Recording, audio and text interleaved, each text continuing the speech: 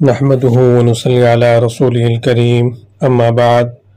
فأعوذ بالله من الشيطان الرجيم بسم الله الرحمن الرحيم اليوم أكملت لكم دينكم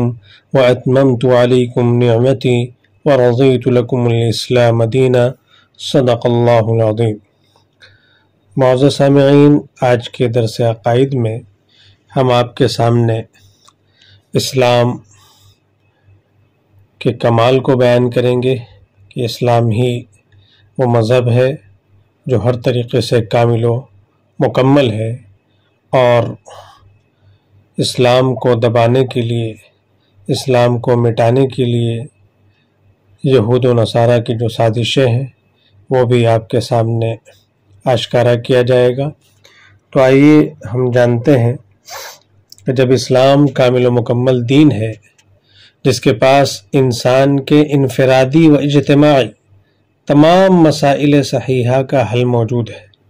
لہذا جب تک ہمارے خلفاء، امراء اور حاملین دین متین رہے، وہ براہ راست باطل افکار کی دخل اندازی کرنے والے افراد سے خوب اچھی طرح نمٹتے تھے۔ جب یہی لوگ حاملین دین تھے، جو پاور میں تھے، خلفاء تھے، امراء تھے، بادشاہ تھے، حاکمین تھے، تو وہ خود ہی جو باطل افکار ہیں، باطل نظریات ہیں، تو ان کی دخل اندازی اور ان کی سرکوبی میں وہ خود ہی سرگرم رہتے تھے۔ اس طرح تاریخ کے مختلف ادوار میں جب جب علماء ربانیین اور خلفاء و امراء کا رشتہ مضبوط رہا، بعد میں جا کر کے علماء کے ساتھ یہ لوگ منسلک رہے، ان کے مشورے سے چلتے رہے، تو باطل افکار کے حاملین کا قلع قمع کرنے میں کوئی کسر نہیں چھوڑی گئی، مگر جب اعتزالی یا غیر اسلامی افکار کے حاملین وزارتوں تک پہنچ گئے، اب ان لوگوں نے دیکھا کہ ایسے تو کھلم کھلا نہیں چلے گا، تو ہم لوگ ہی سسٹم میں گھستے ہیں، تو اس طریقے سے معتزلین اور اسی اسلام مخالف فکر رکھنے والے لوگ جب وزارتوں میں پہنچے تو مسائل بڑے پرخطر ہو گئے، مگر علماء ربانیین اس میدان سے کبھی پیچھے نہیں ہٹے، چاہے اس کے لیے سخت سے سخت سزا ہی سے کیوں دوچار نہ ہونا پڑا، جیسے امام احمد بن حنبل وغیرہ۔ سیاسی میدان میں مسلمانوں کی گرفت جب جب کمزور ہونے لگی اور دشمنان حق کو تسلط حاصل ہونے لگا اور انہیں اس بات کا ادراک ہو گیا کہ ہمارے تسلط کو مسلمانوں ہی کی جانب سے خطرہ ہے، یعنی اسلام اور مسلمان سیاسی میدان میں کمزور ہوئے اور یہ سیاسی میدان میں مضبوط ہوئے، تو ان کو اس بات کا ادراک ہو گیا کہ اگر ہم کو کوئی چیز چیلنج کر سکتی ہے اور ہمارے نظریات کو اور ہمارے ہوا پرستی کو، نفس پرستی کو، مادیت پرستی کو اگر کسی سے خطرہ ہے تو وہ اسلام ہے۔ تو انہوں نے منظم انداز میں اسلام اور مسلمانوں کے خلاف سازشوں کا جال بچھانا شروع کر دیا، جس کے لیے الگ الگ فکریں، استشراق، استبشار، استعمار جیسی تحریکات کھڑی کی۔ اس طرح میدان جنگ اور میدان فکر دونوں میں انہوں نے بڑی عیاری سے کام لیا، میدان جنگ میں بھی اور فکری طور پر بھی ہمیں کمزور کرنے کی پوری کوشش کی۔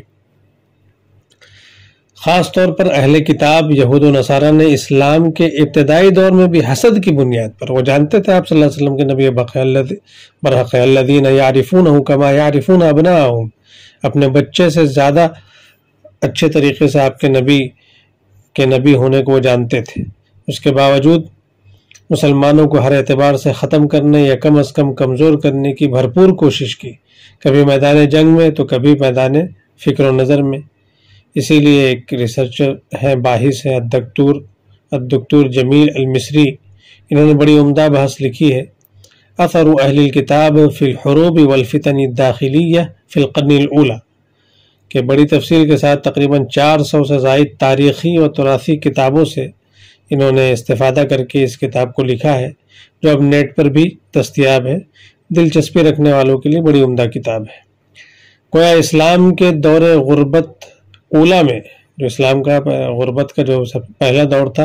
اہل کتاب نے مسلمانوں کے پاس اسباب کی قلت کو دیکھ کر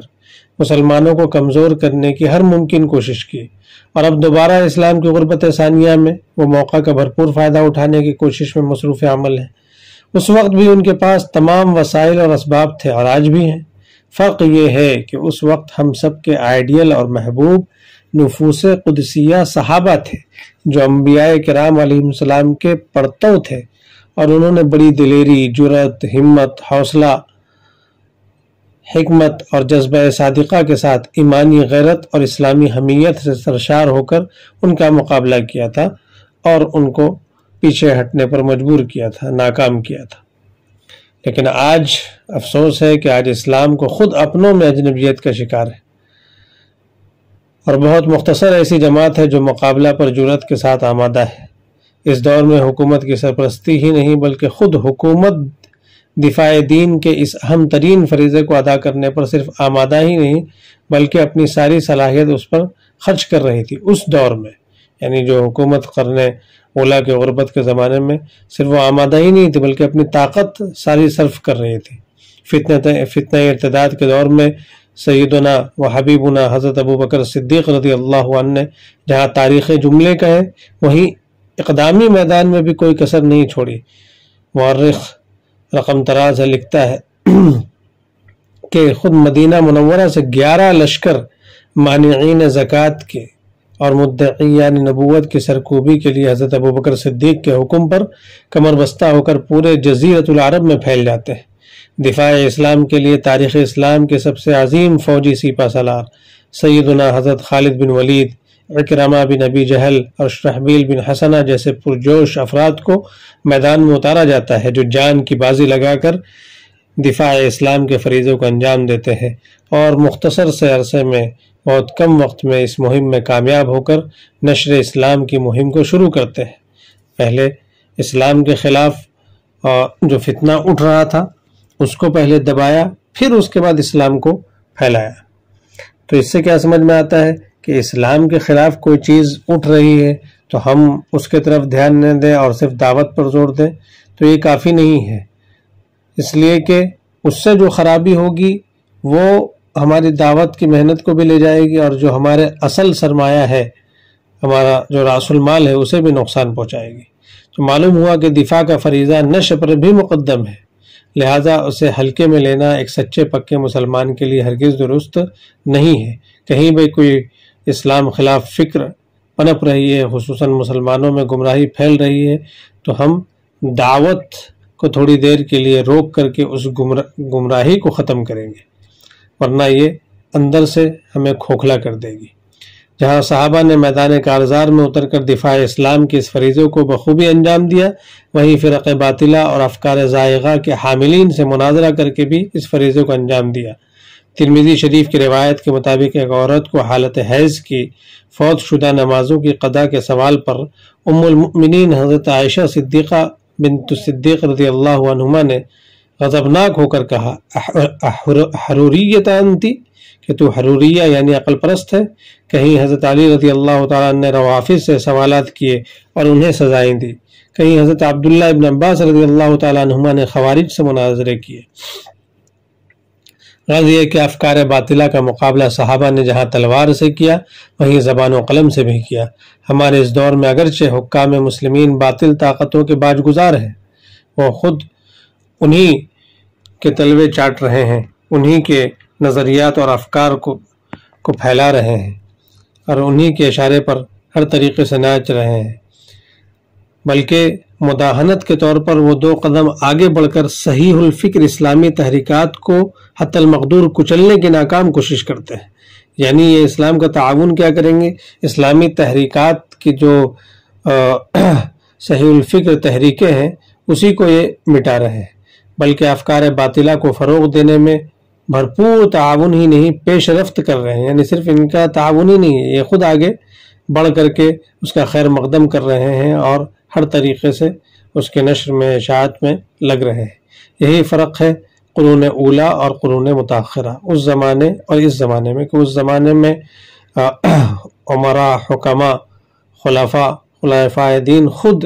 یہ افکار زائغہ کو کچلنے کی فکر کر رہے تھے، اور اس دور میں جو عمراء اور حکماء ہیں وہ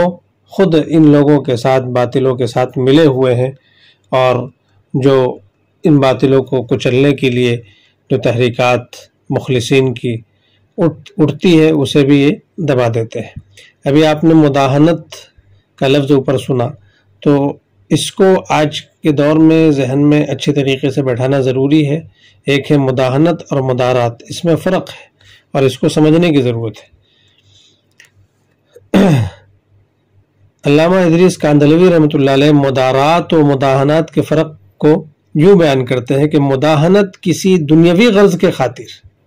اپنے دین کو چھوڑ دینا، دنیاوی فائدے کے لیے اپنے دین کو چھوڑ دینا، یبیع دینہ بعرض من الدنیا، دنیا کے چند ٹکوں کے لیے اپنے دین کو بیچ دینا، یا اس میں سستی کرنا، اپنے پاس جو کچھ کرسی حاصل ہے، جو اثر و رسوخ ہے، اس کو بچانے کے لیے دین میں کیا کرنا؟ سستی کرنا۔ مدارات اپنی دنیاوی راحت و منفعت کو دوسرے کی، اور مدارات کس کو کہتے ہیں کہ خود دنیاوی راحت و منفعت کو دوسرے کی دنیاوی راحت و منفعت کے خیال سے چھوڑ دینا مدارات ہے۔ تو مداہنت میں دنیاوی فائدے کے لیے دین کو چھوڑنا ہے، اور مدارات میں اپنے دنیاوی فائدے کو دوسرے کے دنیاوی فائدے کے لیے چھوڑ دینا ہے۔ تو مدارات تو شریعت میں مستحسن اور پسندیدہ عمل ہے، اور مداہنت مذموم اور رذیل عمل ہے، جیسا کہ ارشاد باری تعالیٰ ہے وَدُّوا لَوْ تُدْهِنُوا فَيُدْهِنُونَ۔ خلاصہ یہ کہ دین میں سستی اور نرمی کا نام مداہنت، اور دنیاوی امور میں نرمی کا نام مدارات ہے۔ تو دنیاوی امور میں تو نرمی برتنے کے لیے اپنے ذات میں جو ہے اس میں نرمی برتنے کا، لیکن دین کے معاملے میں دین پر حرف آ رہا ہو اور وہاں پہ نرمی برتنا، یہ مدارات نہیں بلکہ یہ مداہنت ہے، اور یہ بہت مذموم چیز ہے۔ یہ ایک بہت ضروری مسئلہ ہے، کیونکہ امت مداہنت کی جانب تیزی سے بڑھتی جا رہی ہے۔ اللہ تعالی ہماری حفاظت فرمائے۔